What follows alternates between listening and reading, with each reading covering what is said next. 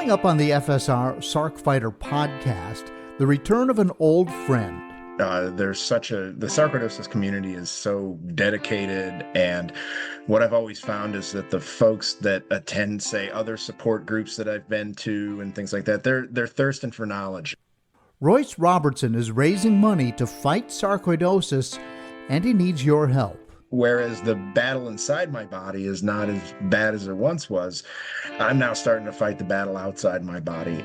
Everything you need to know, including how you can hear Royce and I on a panel discussion. That's coming up. This is the Sarcfighter podcast, living with sarcoidosis and other rare diseases. Here's your host, John Carlin.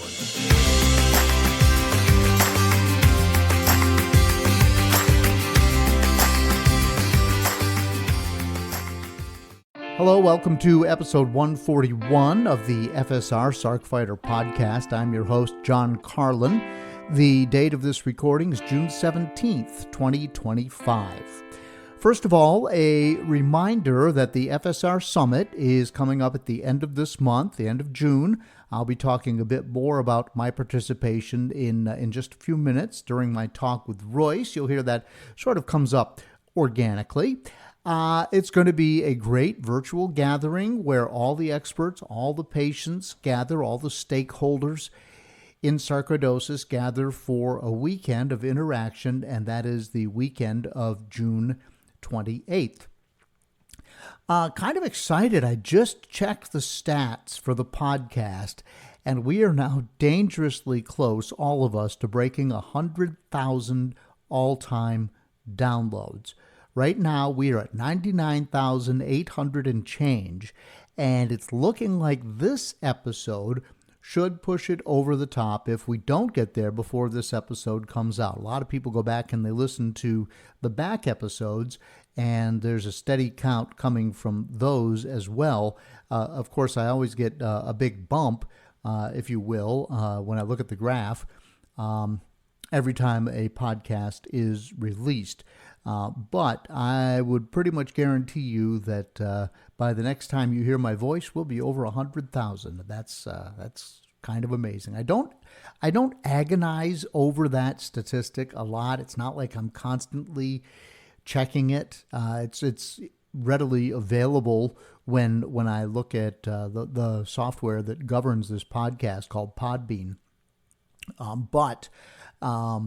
I have been watching it a little bit, and I hadn't checked it in a while, and so I just looked, and holy cow, we are so close. Never, ever dreamed that 100,000 people would download a little show about sarcoidosis. So I'm glad that you're finding it helpful, and I always love hearing from all of you. So a couple of interesting bits of reporting from Sarcoidosis News. And I want to share these with you. First of all, they reported back in late May, Margarita Maya is the author of this, PhD, and they're saying that methotrexate appears to take longer to start acting, but is no less effective than the corticosteroid prednisone as a first-line treatment for pulmonary sarcoidosis. This is according to the early findings of an ongoing phase 4 clinical trial. And I'm reading this right from Sarcoidosis News. The researchers noted that while methotrexate treatment is associated with a similar number of adverse events among patients, meaning side effects, fewer persisted after nearly 6 months relative to prednisone, which of course is currently the first-line treatment for pulmonary sarcoidosis, and as far as I know, for any type of sarcoidosis. So these findings are coming from something called PredMeth, PredMeth, so prednisone and methotrexate, PredMeth, a phase 4 trial testing whether methotrexate is or is not inferior to prednisone for treating the rare inflammatory disease that we all know as sarcoidosis, and they are specifically testing in the lungs. This trial has enrolled nearly 140 patients at 17 hospitals in the Netherlands. And so the first author of the study has been quoted, and I'm sorry, I can't, Vivienne Kalman, Kahlmann, most likely a Dutch name. The results of this trial show that methotrexate can be offered as an alternative for prednisone for patients with pulmonary sarcoidosis. Now, I'm not going to get all deep into this. I'll put a link to this if you want to read more. But the fact that I always considered methotrexate, and I've taken methotrexate, the side effects made me feel awful, maybe even worse than prednisone, although my face didn't blow up. I didn't have the moon face and all the weight gain. But I just felt like I had to throw up all the time, which, can be worse. But anyway, I always thought methotrexate was if nothing else works, try methotrexate. And now they're saying in this study that it's just as effective as prednisone in treating pulmonary sarc, which of course is what most people have. So that study is out there. There will be a link in the show notes if you want to read it in greater detail. Then there's another report out by the same author, and I'm going to butcher this name because I always do when it comes to these pharmaceutical names, but it's brepocitinib. Brepocitinib, phase 2 trial doses the first cutaneous sarcoidosis patients. And this is a phase 2 clinical trial, and it's testing this by a company called Roivant. It's an experimental oral treatment in adults with cutaneous or skin sarcoidosis, and they have been dosed, and the top-line results are expected not until the second half of next year, 2026. The company had this year announced plans to launch a proof-of-concept trial called Beacon, and they are recruiting up to 28 adult patients across 4 locations in the United States. And the study is designed to evaluate right now phase 2, which is always the case, the safety and efficacy of 2 doses of the drug against a placebo. And Matt Glein, Roivant's CEO, is quoted as saying, "I'm incredibly proud of the progress we reported in the final 3 months of this past fiscal year. And we remain focused on building value in our late-stage clinical pipeline." So this is an oral drug. So a lot of times you think, if you got something on your skin, you're going to get something out of a tube and rub it on it. But this is orally available, and it is a small molecule designed to selectively suppress TYK2 and JAK1/2 proteins that play a key role in driving the inflammatory response. So, and again, I'm not going to get too deep into this, but I do just want to let you know that there's progress being made out there. And again, I'll have links to both of these studies down in the show notes with this, or you can probably just Google it and find it just as quickly, although good luck spelling brepocitinib. I'm not going to bother you with spelling that all out right now. So a couple of good pieces of news there. On the personal side, it's been a good few weeks now since I returned from my wonderful bike trip in Belgium and the Netherlands. Been doing a lot of work since then, had to dig out, catch up. Still kind of getting used to this dual role that I have right now. I'm the lead fundraiser, vice president for Center in the Square, a local nonprofit, while I'm still also more on a part-time basis, but it takes up a fair amount of time, the news anchor for the local NBC here in Roanoke. And I'm not burned out yet. So 6 months, it's June. It started in January, so I'm halfway through the year, and so far, so good.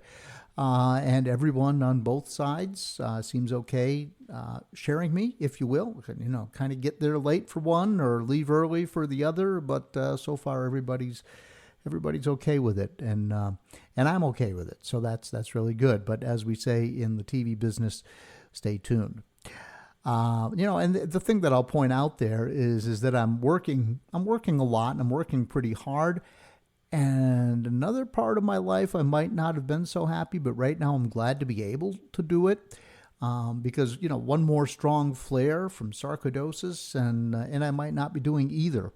So certainly not when the way I was feeling back when I was going in 2019, when I was really going through all the different medications and the fatigue and all of that, and it was almost impossible to do one job.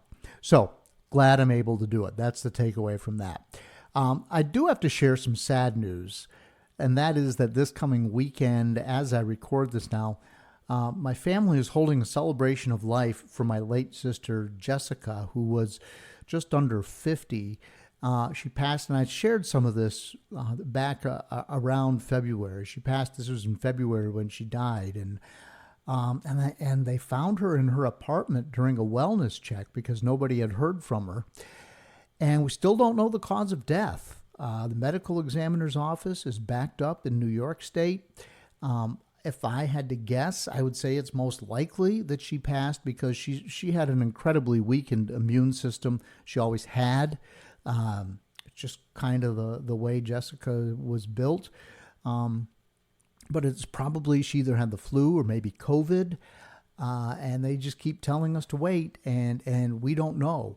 But we'll be we'll be laying her to rest this weekend in Salisbury Center, New York, which is in central New York, where I grew up, and then we're actually going to inter her ashes in a small cemetery in western Massachusetts, where my mom and dad and my other sister. My mom and dad have grave sites there, but they fortunately have not had to use them yet. But I did have a younger sister who passed when she was very young. So we're going to inter the ashes there. So it's going to be 2 days back to back of kind of sad stuff, right? But as the sole remaining child of my parents, who are both 90, it's been up to me to step up, put the event together. And so I've been, the hardest part for me, I was going through lots of old photos, putting together a collage for the entrance to the church. So when people walk in, celebration of Jessica, da-da-da-da. So here she is as a child. Here she is, high school and, college and with her daughters and so forth and so on. And I have never been one to plan or really even participate in a lot of funerals. I don't know all the things that you're supposed to consider and do to make it go the way people expect. But fortunately, I've been working with the pastor at the Methodist Church with my sister's good friends from college and high school and the local funeral home up there, and they've given me a gentle guiding hand, and I think that we will have by the end of the day a proper celebration. But it's not something I've done before, and so that's kind of stressful. So it's been kind of sad and stressful. And honestly, I hate to say this, I'll be glad when it's over. But that makes me feel guilty too, right? It's like, yeah, you want it to be over, but you don't want to stop thinking about your poor lost loved one, right? I mean, the event will be over, but you don't want to feel happy that you've stopped celebrating her life. It has to be something that's ongoing. So I'm trying to reconcile all of that as well. All right, I'm sorry to go down such a dark road here today. This is what's on my mind. But I tell you, I've got a great conversation coming up with Royce. He's appeared on the show many times. We have actually finally got together last year. We rode bikes together on the Erie Canal Trail. And then I even interviewed him once in a massive thunderstorm. You'll hear us talk about it. I couldn't remember if we were my car or his, but it was his Jeep. And it was raining so hard, the microphone was having a hard time picking up our conversation because it was just pouring down on the vehicle. But anyway, you'll hear us reference that. But that's all coming up next here on the FSR Sarcoidosis podcast. I feel like a zombie, just feeding and stumbling.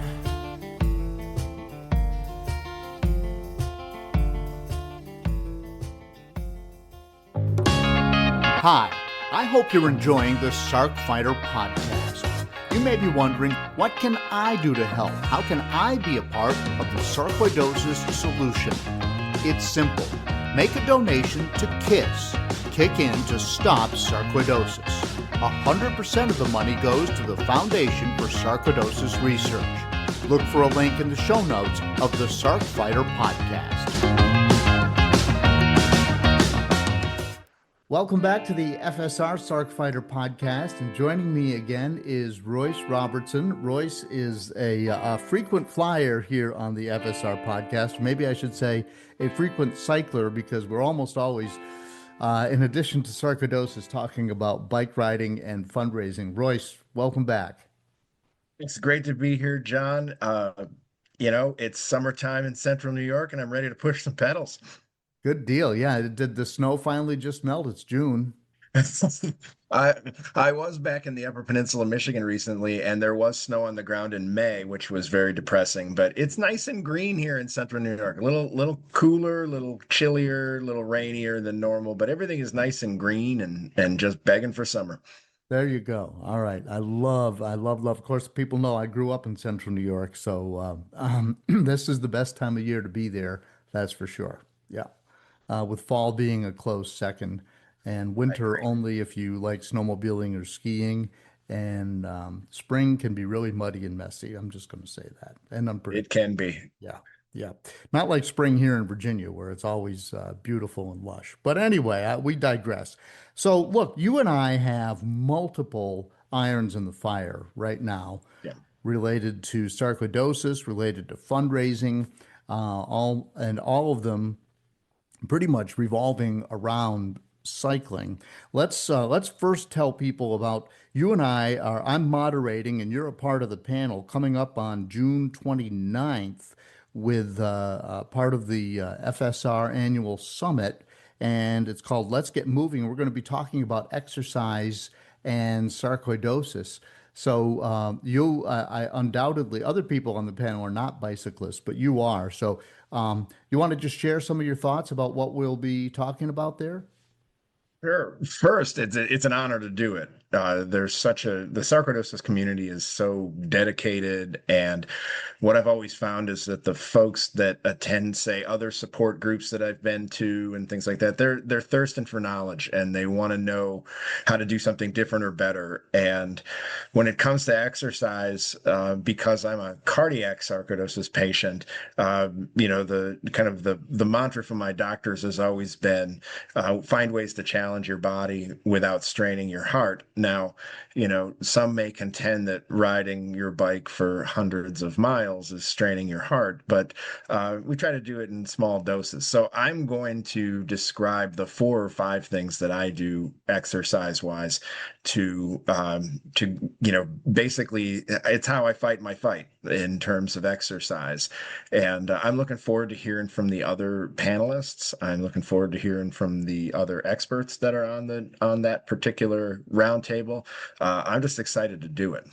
Yeah. Well, it's going to be cool. And I know one of your secrets is you bought an e-bike, so you don't have to strain quite so hard on a hill, for instance. I know you're a very fit person, but you don't have to jack your heart rate up to get up the hill. No, that's it. Absolutely. I kind of think about the times that before buying an e-bike, that I would tackle one of these big hills on the backside of one of the central New York Finger Lakes, and I'd get to the top of the hill and I'd stop and I'd have to lay on the ground for about 15 or 20 minutes, and my heart would be pounding out of my chest. And I'm like, I'm not sure this is the best thing that I can do for my heart. So having the e-bike, it just kind of eases the load a little bit when I have to get up a hill, or if there's a need to outrun a big black thunder, lightning, storm cloud. Big black clouds are flowing up from the south, and you're like, I got to get moving. Hitting the gas can help. Yeah, no doubt. So now, last year, for people who maybe haven't listened to some of the previous podcasts, you and I rode a section of the Erie Canal Trail together, and that was a ton of fun. And you had reached out to me way back before even this podcast or my knowledge, and probably your knowledge, that there was an organization called FSR, because I had just posted a blog about how difficult it had been for me to ride with sarcoidosis. And you just sent me a random email in response to the blog and said, "Wow, let's get together sometime." That was probably what, like almost 10 years ago, wasn't it? I've been my battle's been going about 8 years 8 years. now. Okay. So I All would right. guess it's Yeah. somewhere in the seven Yeah. to 8 year range, Okay. definitely pre-COVID. Right. But Um, it was a pipe dream that we would ever like ride together. It was just sort of we connected over a common misery, and lo and behold, last summer, uh, I was riding across New York with my wife on the Erie Canal ride, and we were going right through your neck of the woods, and you joined us, and that was really, really cool. And I interviewed you it was your Jeep or my vehicle? I can't remember, but I it was was in my Jeep. Yep. in your Jeep because it was In a raining rainstorm. raining so hard we could barely Yeah. hear each other. But I was glad I wasn't in my tent. Um, and that was on that podcast as well. But you have undertaken. You want to ride all of the Erie Canal Trail. Tell people about that. Sure, sure. I'll start with the why.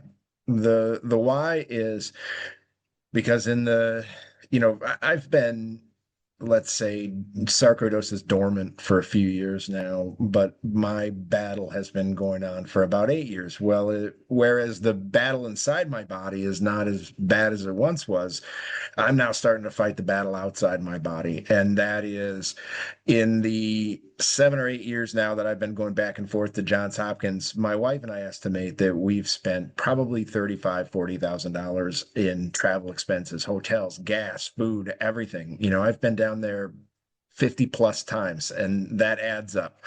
And I'm lucky because we're a dual income family. Uh, we have good health insurance, but insurance doesn't cover everything. Right. So the why for me is why do I do these distance rides? The kind of my mantra is big rides, bigger mission. The bigger mission is to make sure that no sarcoidosis patient has to travel for treatment or excuse me, has to pay to travel for treatment. And that means having cash available to patients who need to get back and forth to long distance appointments, traveling to get to their preferred or the experts. And so that's why I do the rides that I ride. And so for the past couple of summers, my riding partner Jerry and I have been systematically taking care of the Empire Trail in New York. It's 750 miles. It goes from Buffalo to Albany, and then there's a segment that goes from the Canadian border, Rouse's Point, New York, to the tip of Manhattan. And over the past couple of years, we've managed to take care of three-quarters of it.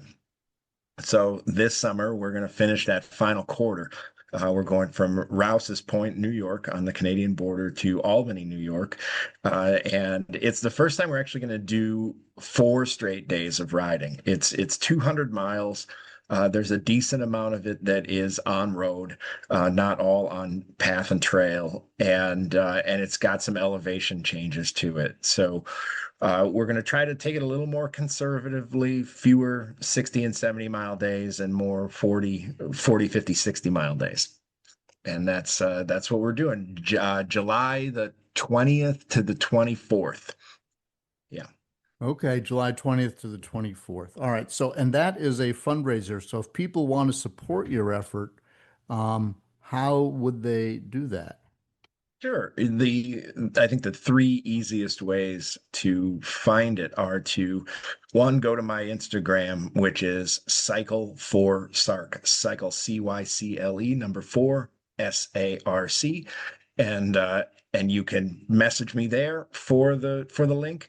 The link is in my bio on my Instagram page, or you can go to stopsarcoidosis.rallybound.org. And that is the FSR Rally Bound fundraising platform. That's their peer-to-peer fundraising platform. It's stopsarcoidosis.rallybound.org. Gotcha.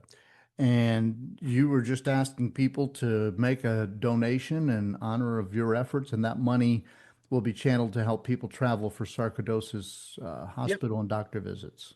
Yeah. Little side story. I'm wrapping up a practicum this year. I'm getting a certificate from Lemoyne College in Syracuse, New York, in creative and not-for-profit administration. My goal someday is to just do cycle for Sark all the time, and so I felt like I needed some learning in order to get ready to do that.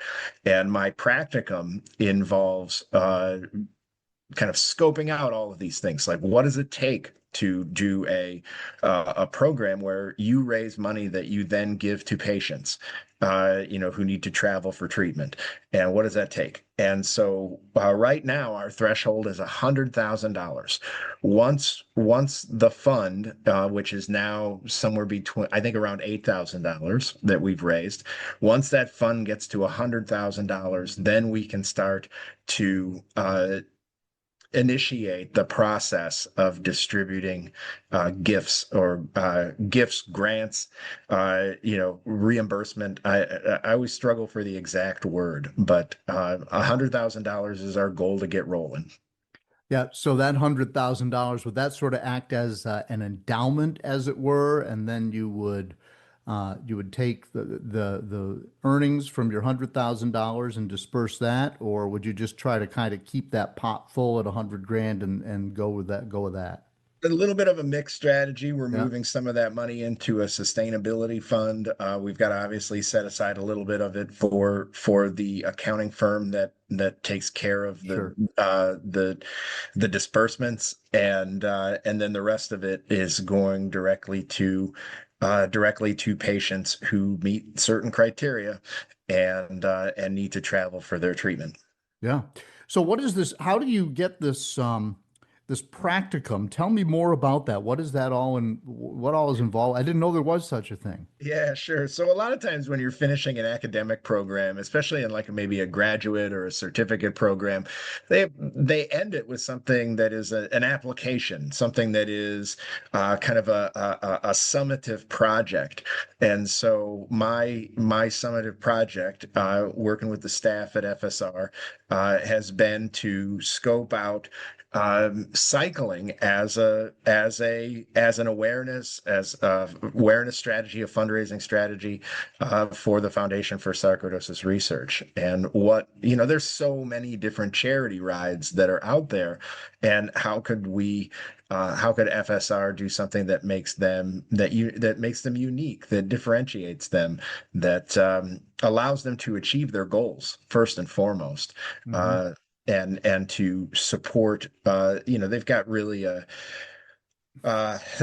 a few big initiatives going on at FSR, a lot in the research area and the patient database and all those kind of areas, and it's just supporting a lot of that. Obviously, the part that I care about, getting patients to and from their distance appointments, is a small portion of that, and the research that they're starting to support, FSR is supporting, is just amazing. I hope that it's groundbreaking. I hope that it has a huge impact on you never wish for future patients, but when there are future patients of or those suffering from sarcoidosis, that the research that FSR is working on right now someday helps to save them, make their lives better, improve their quality of life. And so I'm just trying to figure out how does cycling fit into that as a fundraising and awareness strategy. Yeah. So part of your research was you talked to a group that puts on it's the Orphan Disease Center, right? And they put on something called the $1 Million Bike Ride, and that's a bike ride for orphan diseases. It's too late to do it this year, but in 2026, you're thinking maybe we could put together a team? Oh yeah, absolutely. So yes, the $1 Million Bike Ride is sponsored by the University of Pennsylvania. Okay. It's basically a tour of Philly on a bike, and they focus on rare diseases, oh yes, orphan rare diseases, and there's a team-based approach to it, where there's all these different rare diseases that that can sponsor a team and then build that team and ride together. And we know that I think it's the median age or the mean age of sarcoidosis diagnosis is like in the 40s, but we also know that the disease is pretty crafty. And there are younger and younger patients that are being diagnosed with sarcoidosis. And so I look at it as an opportunity to get on my bike, B, raise some visibility for people that fight rare diseases, and just do good, do good, see Philly. I think there's a whole lot of benefit that could come from it. Yeah. Well, you reached out to me and Tony, who's also been on the podcast. I believe he lives in New York City or thereabouts, so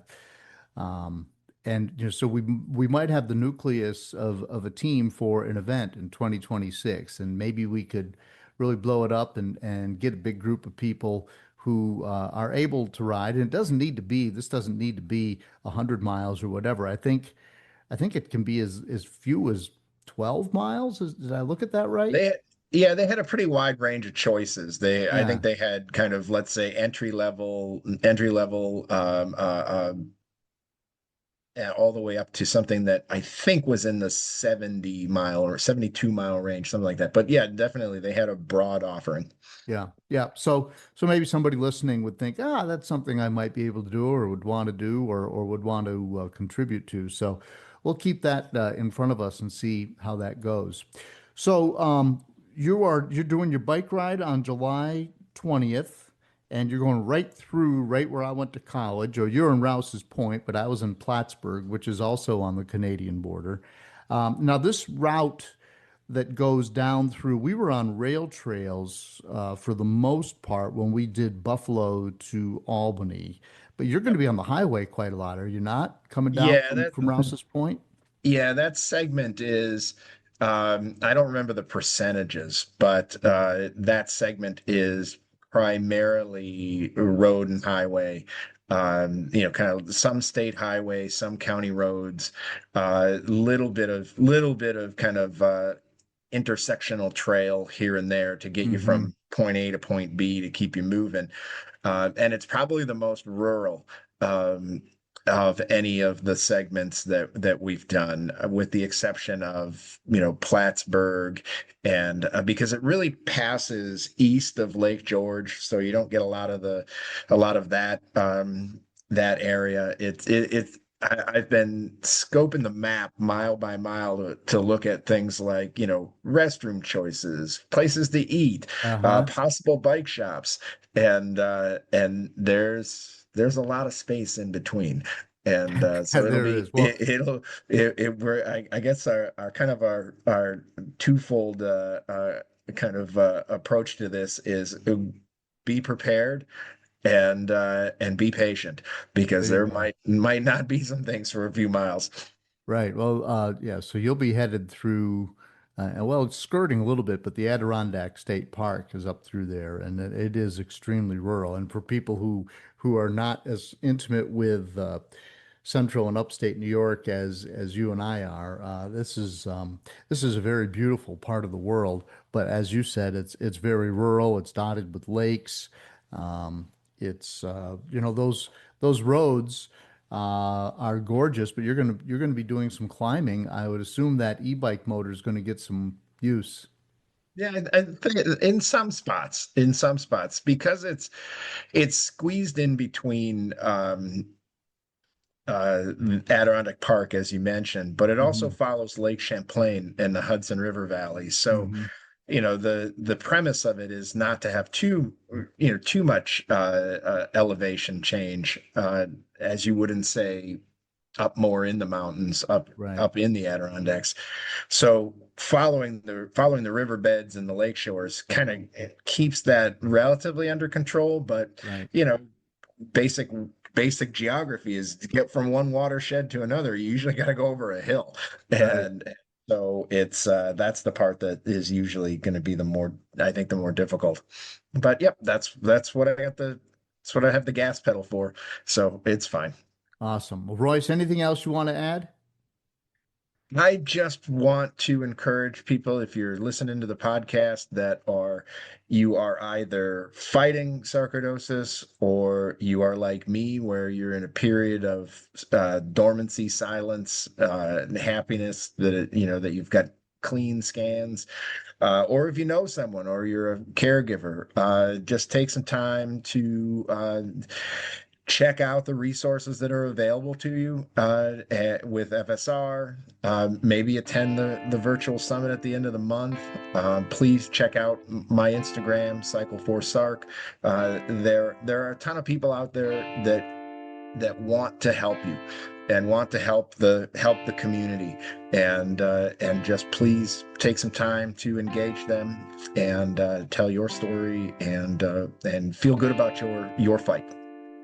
Cool. Thank you, Royce. Absolutely. Have a good day, John. Feel like a zombie, just feeding and stumbling.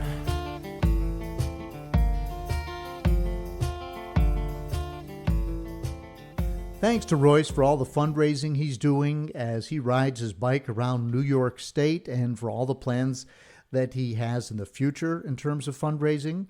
And remember, he's a cardiac sarc patient himself, and it's great to have him raising money for all of us for the greater good. So I hope you'll join me in making a donation on his Cycle4Sarc page. And again, there's a link in the show notes. And don't forget that Royce and I will be on the panel discussion. It's called Let's Get Moving on June 29th. And that will be at the FSR Summit, which is the 28th and the 29th. It's a Saturday and a Sunday. And if you've signed up, I really hope you'll join us for that session. So many people come on the podcast or contact me, and they are people who have sarcoidosis, but are or have been extremely active. Runners, cyclists, you name it, rock climbers, hikers. It seems like it's all over the board. And it seems like sarcoidosis is finding a lot of us who've been in that sector. So hope you'll join us for Let's Get Moving at 11 a.m. on the 29th. This is a good time to contact me if you'd like to share your story on the podcast at carlinagency@gmail.com. The official Sarc Fighter song is Zombie by Mark Steyer. I release this podcast every other Monday. As I'm speaking today, well, Dougal and Shandy were both in the office, and my wife walked by, and they just thought, what's she doing? And they got up and left. So I have neither dog curled up in my office right now, but they're not far away. The backstory to the founding for the Foundation for Sarcoidosis Research is episode 11 with Andrea and Redding Wilson. And we're celebrating 25 years this year since they did that. Don't forget to follow me on social media. When I say me, I mean Sarc Fighter, Facebook, Instagram, Peloton. I have a cycling blog called Carlin the Cyclist, which has a section called Cycling with Sarcoidosis. If you're new here and you just want to know what sarcoidosis is, Sarcoidosis 101, Episode 2 with Dr. Simon Hart. My story is Episode 1. Please send me an email. It's in the show notes. Until next time, keep fighting. Learn to suffer, you feel pain someday. Learn endurance, your strength will fade away. Dead man walking, trying to keep up the pace.